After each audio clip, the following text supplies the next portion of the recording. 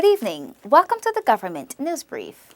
In the headlines, more money to be pumped into the education sector, Diaspora Engagement Conference slated for July, the Ministry of Public Health moving to address staff shortages, and the nominations for the National Youth Awards 2017 officially opens.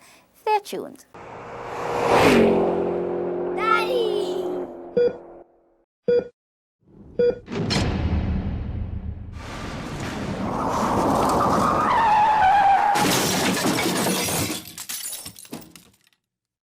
Thanks for staying with us.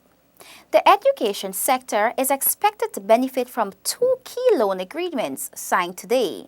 Gabriela Patram tells us how. The education sector is set to be boosted with the signing of two loans to the value of US $19.3 million by the Minister of Finance, Winston Jordan, and the World Bank Senior Country Officer, Pierre Nagy, today. As part of the agreement, US $13.3 million will be allocated to the Ministry of Education to develop a new curriculum for schools and teachers training. The other part will be allocated to the University of Guyana towards its medical programs. Director of Projects, Management Division, Ministry of Finance, Tarachan Balgobin, says that the loan will assist the university in erecting a new health sciences building. Support them in the curriculum for medicine so that the medical program at the University of Guyana could come back and be accredited as it used to be in the past. Balgobin says that this loan displays the government's overall trust in the development of the education sector.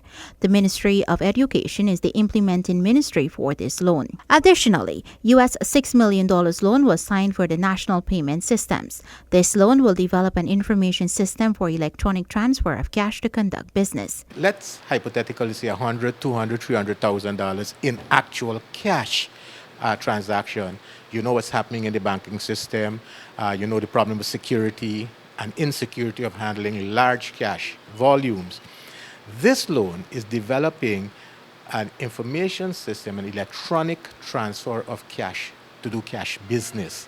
So, and they will look at the legal and regulatory framework, the mechanisms, the policies, the procedures of how to get to a kind of a non-cash transaction arrangement for the handling of large amounts of cash. This system will be applied to the governmental systems such as the Ministry of Finance payroll, pension system, NIS, and GRA, and is expected that it will roll out into the private sector later. This initiative will see Guyana advancing towards the e-commerce industry. For the Government News Brief, Gabriela Patram. Thank you, Gabriela.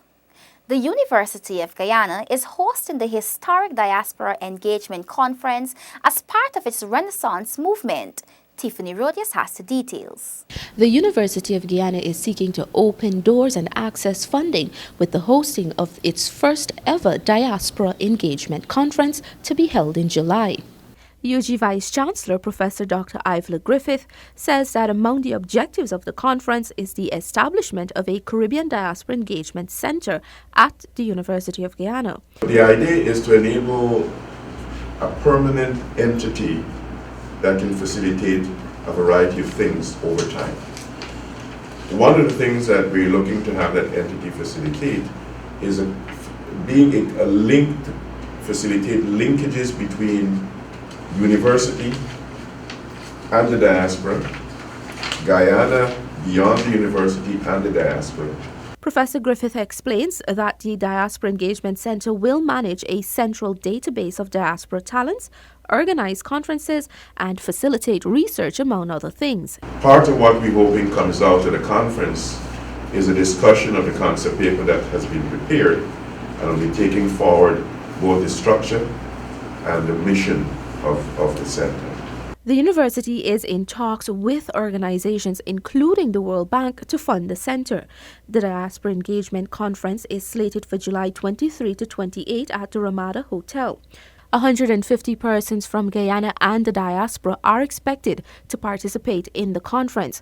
For registration information on the conference, please visit the website diasporaconference.uog.edu.gy.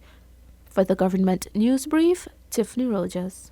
Zanil Williams now joins us with how the Ministry of Public Health is in a concerted push to address long-standing staff shortages. Minister of Public Health, Valda Lawrence, says that steps are now being taken to address medical staff shortages at various health institutions. Over the last 2 weeks, we have had some movement from PSC. We are interviewing persons, and so you're going to see some other ads in the papers for our IT department. A consultant is also being considered to improve the workers' efficiency in the public health system. We have found that within the ministry there is a lot of misplacement of people. Persons who have the necessary skills and experience in certain fields are not working in that field. So we're doing a review of that. And all of this is working towards having a consultant come in to look at our entire HR, so that we can set up an HR department in the ministry. Although the ministry employs thousands of people, there is no HR department in the ministry. All we have is a simple personnel department. And so we're hoping to build on that. The results of a recently conducted survey to address the health sector staff shortages has revealed that some persons in the various departments are not suitably positioned. Building the workforce of such an important sector will not only aid in providing a more efficient service, but will also aid in a new revised procurement of drugs process set to come on stream shortly. Zenil Williams reporting for the Government News Brief. Delon Sanko now informs us about the CHNPA's move to engage financial agencies to secure funding for low-cost homes for persons squatting on government reserves. Minister within the Ministry of Communities, Valerie Adams-Patterson, explains that the intention is to improve the conditions under which the people live. My intention is, if I'm going to relocate a squatter, I must be able to upgrade them in some way or the other, upgrade their life. And so my belief is that we should be able to have some low-cost houses built, whether what form we use, whether we use self-help, we use whatever. We build a house and then we relocate that squatter. From the data collected, CHNPA is set to relocate close to 12,000 persons. These include persons from East and West Rumvelt, Sophia, and Diamond on the east bank of Demerara.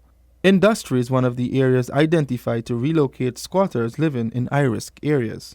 Minister Adams-Patterson says that it is the intention of the CHNPA to roll out this project by the end of this year. Delon Sanko for the Government News Brief. Coming up, Gabriela Patram joins us once again to tell us that several more hinterland communities will get improved water supplies. The Ghana Water Incorporated GWI is currently working in hinterland regions to increase access to potable water. The water company is refurbishing 2 springs and digging another well to meet increased demand in Matthews Ridge, Region 1 and Region 7. GWI's Managing Director, Dr. Richard Van West Charles, says that wells will be drilled at 4 miles Bartica and Tasserine. Bartica is one of those areas in Region 7 which has only been getting water from the surface water. But what we're doing presently, we are exploring a number of groundwater supplies, right? And so we are drilling a well in region, at 4 Mile in region 7, and Bartica particularly. It's a challenge because you're confronting rocks, but even yesterday I had a discussion with the contractor, and they're having a new rig to actually drill through the rocks, so that we'll have that well, I hope, within another 5 to 6 weeks. GWI is also partnering with the regional administration to install a new reservoir in Paramakatoy Region 8. The reservoir will capture water from the mountain, then gravity feeds it to Paramakatoy and surrounding communities. In Region 9, a number of wells will also be dug with the support from the regional administration and the Brazilian Army. For the Government News Brief, Gabriela Patram. The Ministry of Public Infrastructure is again calling on vehicles using hinterland roads to adhere to the weight limits of the roads. I spoke with Hinterland Officer Jeffrey Walcott about this issue, and this is what he had to say. We have a finite budget, as you know, and a certain portion of that has to go towards more emergency work. which means that it affects the way we can execute capital projects and restricts us a lot in terms of the other maintenance work that we scheduled. Walcott explains that the roads are usually designed to carry a certain axle load, which is the total weight felt by the roadway for all wheels connected to a given axle. If the load that the vehicle is carrying exceeds the structural capacity of the road is going to fail prematurely. And most times you may find that a truck could or could not be carrying double the recommended load. And that not only destroys roads, especially during wet weather, but breaks bridges. Earlier this year, the Ministry of Public Infrastructure announced that the National Road Safety Policy is being revised to address the issue of overloaded vehicles using roadways and highways. The senior Hinterland officer, Walcott, says the ministry is continuing discussions with the relevant authorities to address this challenge. And as we close this evening, Delon Sanko joins us once again with the National Youth Awards 2017 nominations, which are now officially open. The Department of Culture, Youth and Sports hosts an annual award ceremony to honor dynamic youths and youth organizations for outstanding performance in various fields. Director of Youth, Melissa Carmichael, says the department finds it necessary to recognize and commend the exceptional work of youth in Guyana. Highlight and reward the outstanding contributions of individuals, groups, organizations working towards the development of both youth and their community. Furthermore, to recognize the achievements of these young people. The year's award ceremony will be held on August 12th, 2017. Persons have already begun responding, and Carmichael is encouraging youths and youth organizations or groups to get involved and celebrate their outstanding members and groups. We had persons would have come into the office, they collected forms. Persons are downloading the form because it's on the education website. It's on our Facebook page. That is the Department of Culture, Youth and Sports. Persons have been collecting the forms, and that's important. I think they're very enthusiastic about having the opportunity to be recognized for their hard work and their contributions. Nominations will be accepted for 5 categories, including sports, art, volunteerism, youth entrepreneurship, and agriculture. The nomination forms are available at the office of all regional executive officers and regional youth officers within the regions. The deadline for nominations is July 21st, 2017. Delon Sanko for the Government News Brief. And now for the weather forecast. Cloudy skies becoming overcast in the morning with frequent showers and possible thunder showers and rain. Temperatures are expected to range between 18 to 24 degrees Celsius. Low tide will be at around 9 p.m. tonight, and high tide will be at around 3 a.m. in the morning at a maximum height of 3.18 meters, which is above normal. Rough seas can be expected with wave heights reaching 3 meters in open waters.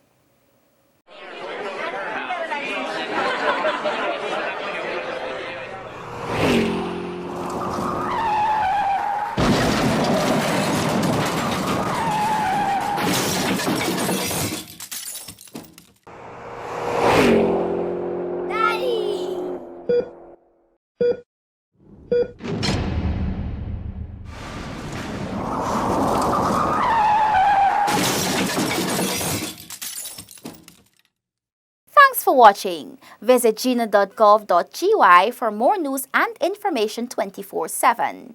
We're also on Facebook and YouTube, and the links are on the screen. Remember to join tomorrow. Goodbye.